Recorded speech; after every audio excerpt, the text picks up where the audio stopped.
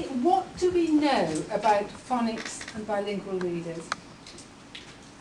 There's a whole space of studies that show that bilingual children have got greater phonological awareness, okay?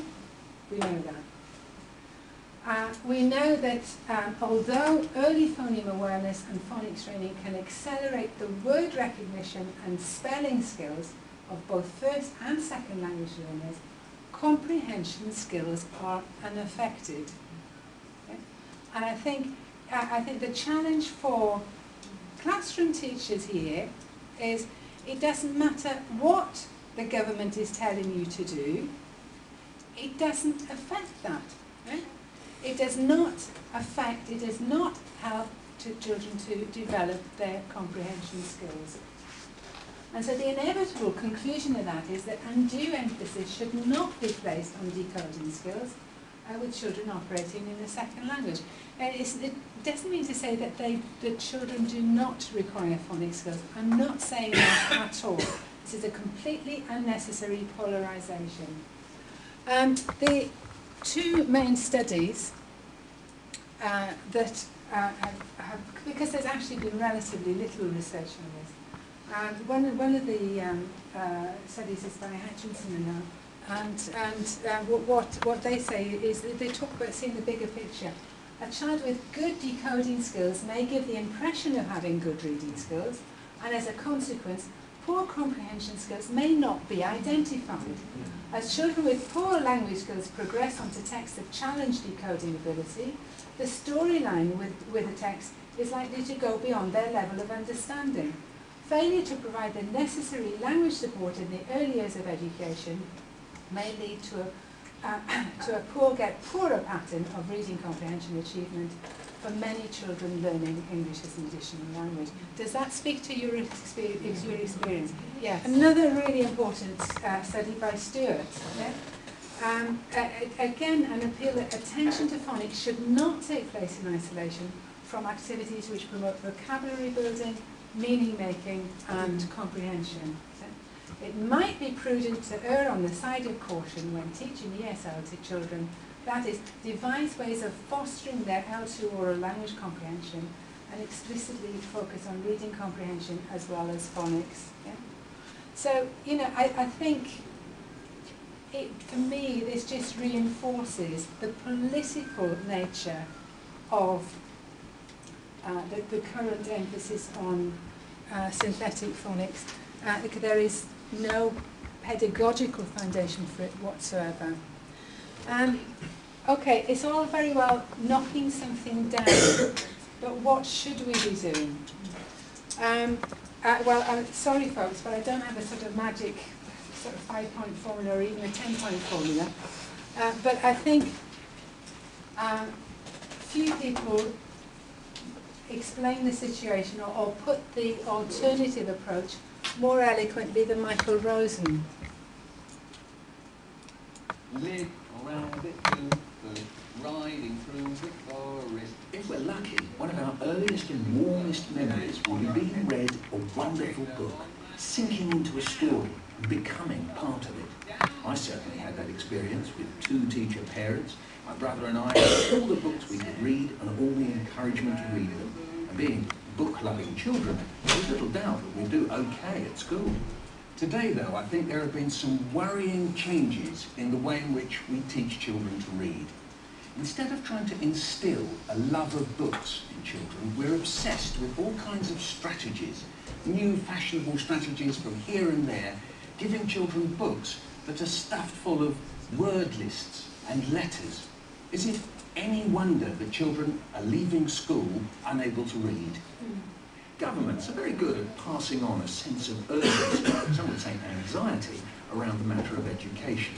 Currently, both Labour and the Tories are grasping at the idea that synthetic phonics is the cure-all for teaching reading.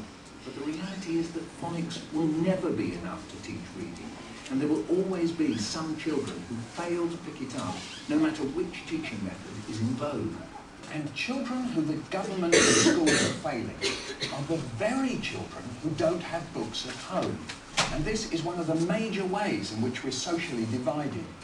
It's a disgrace that there isn't the same urgency that the government is putting into phonics as there is in getting children to love books.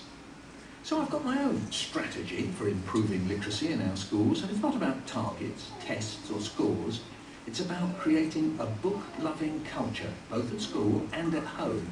And if we don't, we're never going to reach out to the kids who really need help. Every school should have a staff member who acts as a homeschool liaison to talk to parents about how to read books with their children. Every school should run a proper library with a paid librarian, hold regular book events, get authors in, and at least once a week let children talk about their books in an open-ended way.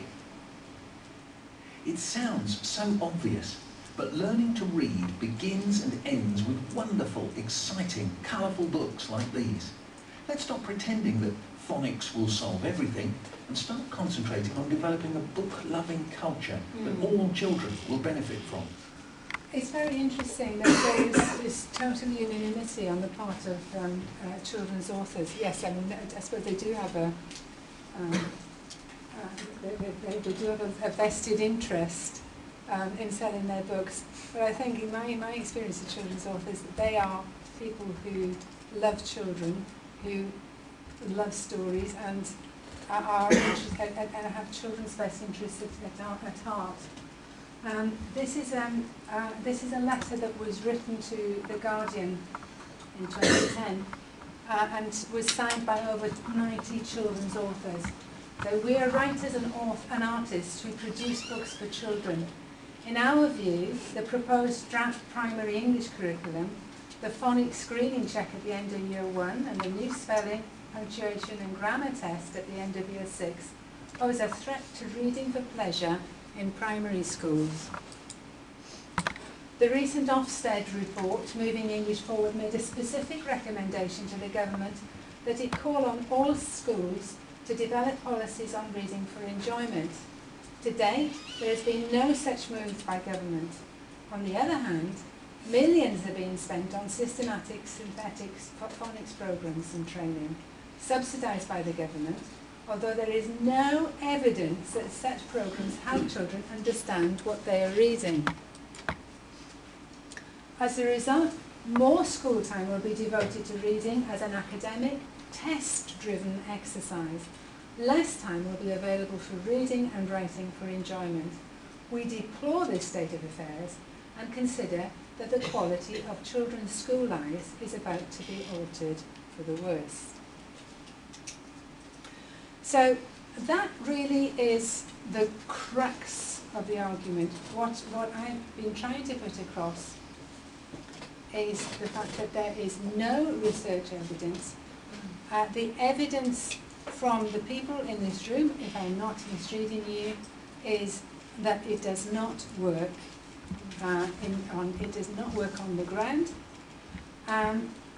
When you track the politics of this, you get a very clear view of what the political motivation for this is. I'm going to end where Steve actually, where you started in a sense, talking about this Rose report with a little personal anecdote, and it's nice because I've got somebody in this room that can back this up. Between the publication of the interim Rose report and the final report, 4 of us from NALDIC went along as a delegation from NALDIC because the first iteration, the interim report, made no reference to EAL kids in any shape or form. They must have added at least 3 or 4 sentences the next time round, see, so we achieved something.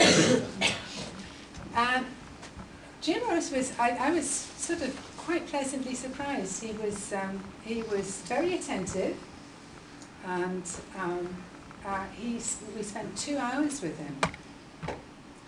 And we got to the end of the first hour, and he said, we will definitely be coming out in favour of synthetic phonics. So the conversation goes something like this. What about the report that the DFES produced last month, which said that there was no research evidence in favour of synthetic phonics. And he says, well, the research tells you nothing. And he has a point. He says, we're not basing it on research, we're basing it on visits to 24 primary schools. And so that must mean, yeah, okay. 24 primary schools, and we saw the best practice in the schools that were using synthetic phonics. Pause. Could that possibly have been because the only commercially available materials are synthetic phonics? Yeah, maybe. Actually, I have to admit, sometimes it's difficult to tell the difference. Steve, am I telling the truth? Yes. Yes. Next intervention. Maybe we would be more easily persuaded if you were dealing with a language like Spanish, where the sound letter correspondences were more regular. No, there's not a problem. There's not a problem with English.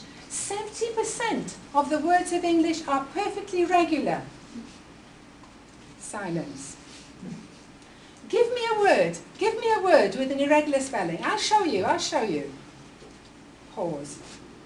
Friend. Bigger pause. Think of another word with IE. Big pause. Retrieve. There you are.